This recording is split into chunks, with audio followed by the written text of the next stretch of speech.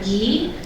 Saya akan memulai untuk demo dari video hand impulse test, gitu ya. Seperti tadi sempat dibicarakan dan kemarin juga bahwa video hand impulse test ini adalah suatu perkembangan lah dari hand impulse test, yang dimana hand impulse test kita tidak bisa menangkap untuk bagian vertikalnya, gitu ya, cukup sulit, sehingga ditemukanlah untuk menggunakan alat yaitu video hand impulse test. Video hand impulse test ini bisa melihat fungsi dari kanalis semicircularis anterior, posterior, dan lateral kanan kiri masing-masing, gitu ya. Pada saat pemeriksaan ini stimulasinya sama seperti kita melakukan pemeriksaan hand impulse test, gitu. Dan yang nanti yang kita lihat hasilnya adalah hasil nilai fungsi dari vestibulo-ocular reflex dan catch-up second-nya, gitu ya. Jadi kita perlu menentukan ada catch-up second atau enggak. Jadi ada dua yang kita nilai seperti itu. Saya mulai. Jadi pertama persiapannya adalah kita pastikan, gitu ya, pasien tidak ada masalah dengan lehernya, gitu ya, tidak nyeri lehernya, tidak tegang, tidak ada saraf kejepit, gitu ya, di situ dimana dia bisa berputar ke kiri dan kanan, tidak ada masalah gitu kepalanya. Nah, kemudian pasien itu duduk, gitu ya, 1,5 meter. Ini tadi saya kebetulan nggak ada ukuran, cuman kira-kira ini kayaknya 1,5 meter. Di depannya, gitu ya, di depannya ini ada target, gitu ya. Targetnya ini harus eye level, gitu, dengan pasien, eye level dengan mata pasien, gitu. 1,5 meter. Kemudian ininya targetnya itu kita bisa, kalau di sini saya tadi bikin sendiri kayak buletan hitam aja seperti itu. Kemudian kita pakaikan ininya gogglesnya.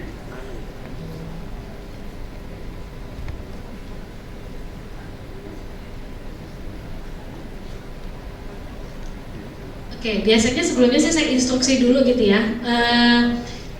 Kita kasih tahu apa yang akan kita lakukan, gitu. Pertama, memang yang saya instruksikan ke pasien adalah pasien relax aja, lehernya relax. Kemudian nanti yang dilakukan oleh pasien adalah fokus ngelihat titik target di depan. Pokoknya ngeliatin situ aja, seperti itu. Dan nanti kalau saya gerakan ke kiri ke kanan atau ke atas ke bawah, kanan kiri, gitu ya, itu pasien dilemesin aja, saya bilang. Karena kalau pasien justru kayak ngebantuin kita, nanti pasien itu akan sakit, gitu ya. Karena kita kan gerakannya itu nggak ke kanan kiri terus, kita kadang kanan 2 kali, kadang kiri 3 kali, gitu ya. Tergantung kita menstimulasinya. Kenapa harus seperti itu? Karena kita harus tidak terprediksi oleh pasien. Kita tuh mau gerakin ke kanan atau ke kiri, seperti itu. Jadi instruksinya pasien fokus ngelihat target di depan, kemudian usahakan mata dibuka, gitu ya. Kedip boleh, tapi kalau bisa dikurangin, gitu. Biasanya saya bilangnya seperti itu kepada pasien. Oke, dan sebelumnya setelah kita instruksikan itu, langsung kita pakaikan Google-nya, dan yang pertama akan kita lakukan adalah kalibrasi dulu, seperti itu.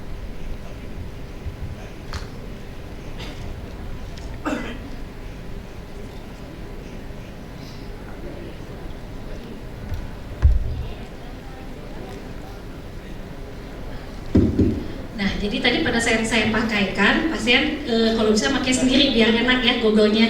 Terus strapnya kita ke belakangin dan harus kita kencengin.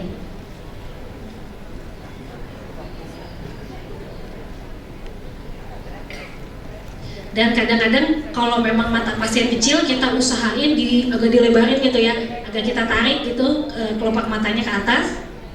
Nah, setelah ini kalau udah pas di tengah, baru kita kalibrasi dulu, seperti itu. Jadi yang pertama adalah kalibrasi matanya dulu. Jadi nanti pasien kalibrasi dulu, nanti saya bilang pasien kelihatan ke atas, ke bawah, ke kiri, ke kanan, ke tengah, gitu. Dan kalau misalnya pasien bisa, nanti ada tandanya di sini. Oke. Oh iya, seperti ini. Jadi ini sebetulnya pada saat kalibrasi di sini tuh ada laser merah ya, ada dot merah, sama seperti itu, ada 5, 1, 2, 3, 4, 5. Di sini juga sama seperti itu. Jadi nanti pasien kalau ke kanan dia lihat kanan, kiri lihat kiri, atas, bawah atau tengah, seperti itu.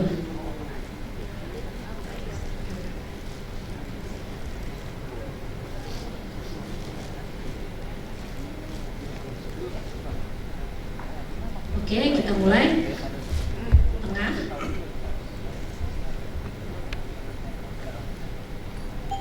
kiri, kanan, tengah, atas, bawah. Oke. Tadi baru kalibrasi mata ya. Selanjutnya kita kalibrasi untuk kepalanya. Oke, di sini kalibrasinya itu kita horizontal sama vertikal. Seperti itu. Jadi pertama pasien lihat ke depan sama yang tadi ya. Oke, ini kita start. Jadi ini horizontal ya tulisannya.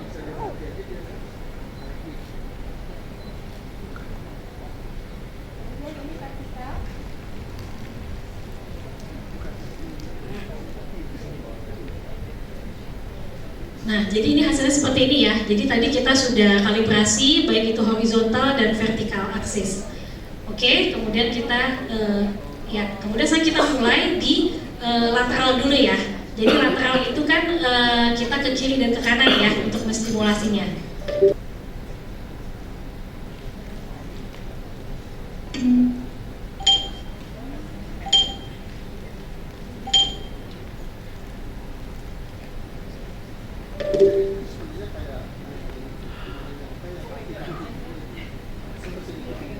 Secara otomatis itu sudah dinilai, makanya itu kita sebelumnya sudah kalibrasi kira-kira berapa gitu untuk pasien tersebut. Nah kemudian kalau memang itu sesuai gitu ya derajatnya, langsung teraccept. Nah kalau kita lihat di sini, ini hasilnya ya. Jadi pertama kita lihat yang bawah itu ya, yang sebelah kanan atas itu ada 1,1 gitu ya.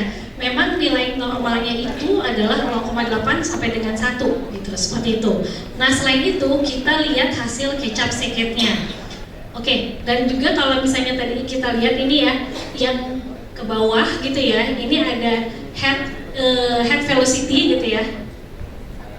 Oke, nah ini kalau kita lihat ini adalah head velocity ya. Jadi VOR itu, vestibulo-ocular reflex itu adalah perbandingan antara head velocity dan eye velocity gitu. Eye velocity itu yang ini. Yang ini. Nah, kalau ada kecap sekit gitu ya, setelah ini, maaf ya ini agak kurang enak untuk ditunjuk-tunjuk. Jadi kalau ada kecap sekit, ini kan eye velocity ya. Nah, setelah itu dia akan ada kecap sekit itu sama seperti ini lagi gitu. Mungkin kita bisa bilang seperti ini gitu ya, tapi ini bukan sebetulnya.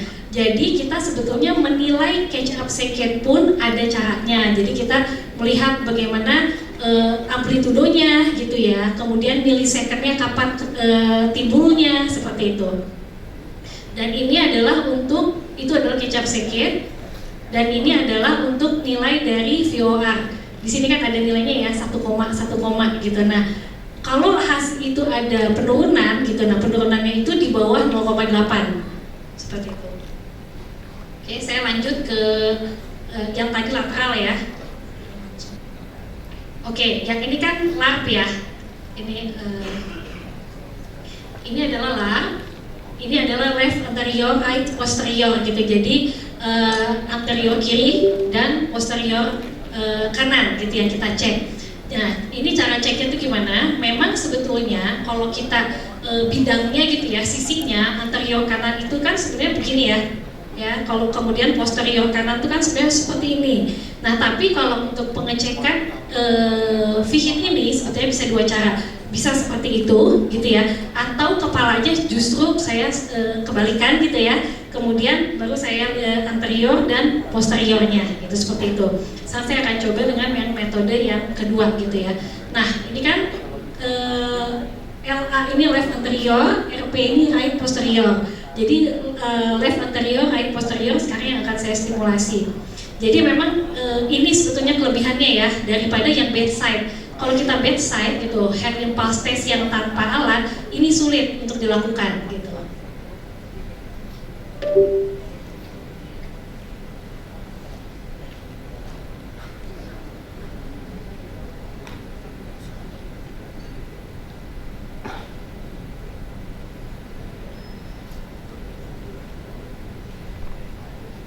Ini pasien 45 derajat ke kanan gitu ya. Kemudian tangan kita kanan ditaruh di atas, yang kiri di bawah. Jadi kita ini mau menstimulasi left anterior, right posterior. Kemudian pasien tetap matanya melihat ke target.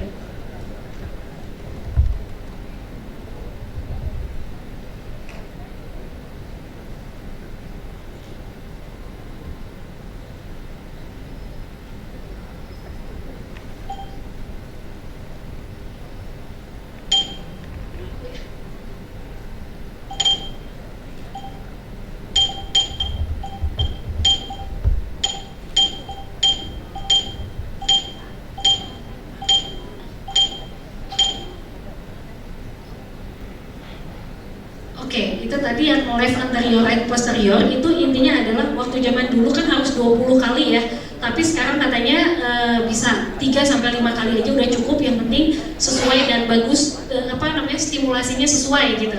Nah, alat ini emang udah bisa deteksi sebetulnya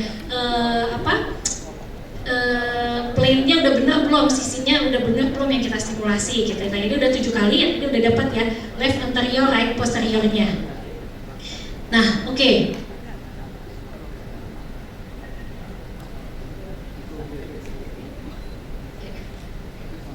Oke, nah ini ya, ini hasilnya gitu ya. Ini hasil yang kanan. Yang kanan ini berarti yang posterior kanan. Yang ini anterior kiri gitu yang ini. Oke, ini hasilnya dan ini yang kita lihat. Oke, itu tadi saya yang left anterior. Sekarang saya yang selanjutnya. Oke, sekarang yang akan saya stimulasi yaitu right anterior dan left posterior.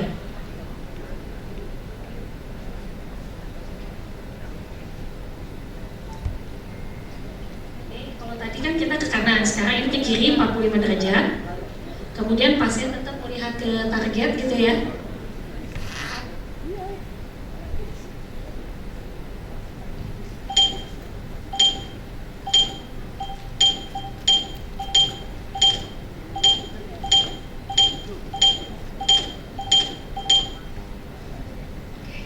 Oke, ini udah selesai ya. Jadi sebetulnya 7 kali aja kalau kita udah bisa dapat sesuai gitu, ini udah bisa dipakai hasilnya.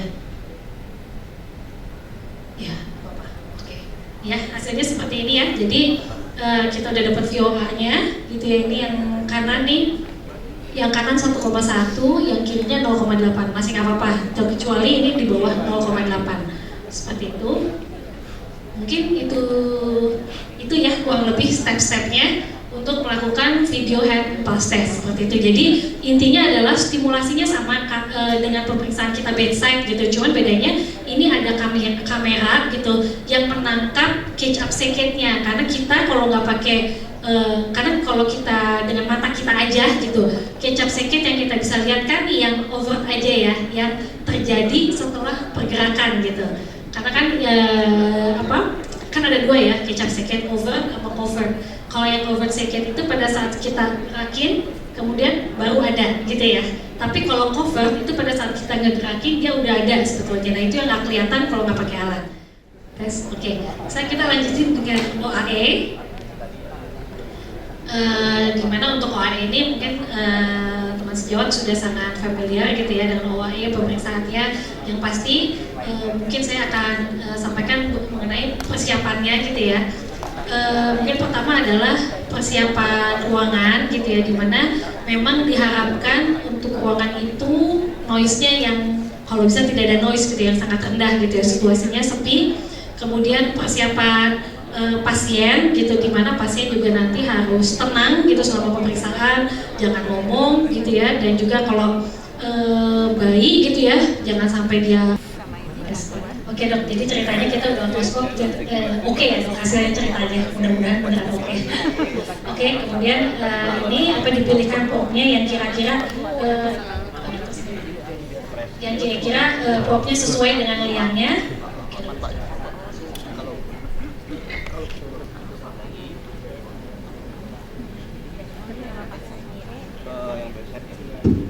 Oke, ini udah selesai, mau dua-duanya dok, kira-kira. Oh, satu aja. Oke.